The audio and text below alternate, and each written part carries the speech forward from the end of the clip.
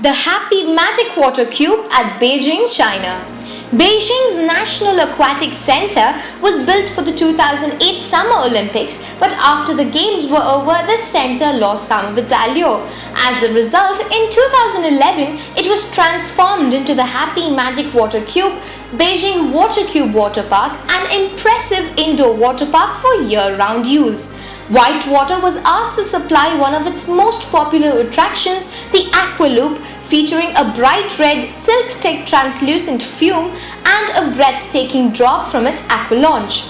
An aqua tube thrill ride launches off the same tower and winds in and out of the Aqualoop, also made of silk-tipped translucent. The aqua tube emulates the under-the-sea adventure of the water park's theme. Now Beijing's second most visited tourist spot after the Great Wall, Happy Magic is also a popular destination for local families and is one of the largest water parks in Asia. What do you think about this beautiful magic water cube? Let us know in your comments. For more videos, subscribe to Pastimers.